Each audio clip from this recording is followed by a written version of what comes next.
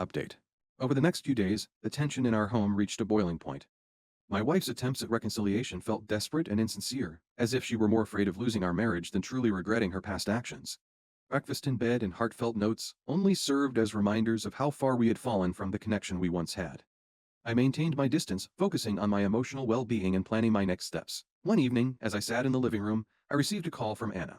She informed me that my wife had finally sought marriage counseling, a reluctant step that underscored the urgency of our situation.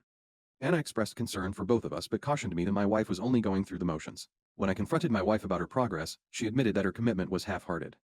Her dismissive attitude only deepened my resolve. I realized that the core issues in our marriage were about much more than just missed date nights or a lack of intimacy. They ran deep into respect, communication, and a fundamental disconnect. With a heavy heart, I made the difficult decision to proceed with the separation. That conversation was painful, marked by tears and heated arguments, but I stood firm. I needed to prioritize my healing and my future.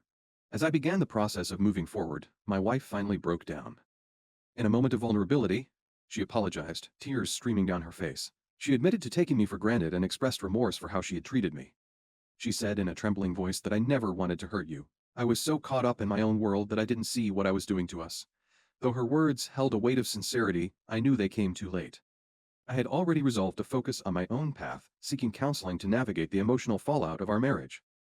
While her apology felt like a step in the right direction, I couldn't ignore the reality that our relationship had eroded beyond repair. In the weeks that followed, I poured my energy into self-discovery and healing, recognizing the importance of moving on. My wife continued to express regret, but I remained steadfast in my decision. The road ahead would undoubtedly be challenging, yet I felt a sense of hope, a glimmer of possibility for a fresh start. As I packed up the last of my belongings, I couldn't help but feel a mix of sadness and relief. I was stepping into the unknown, but it was a journey I was ready to embrace. The promise of peace and happiness awaited, and for the first time in a long time, I felt a sense of liberation. My life was mine to reclaim, and I was determined to find joy again, one step at a time.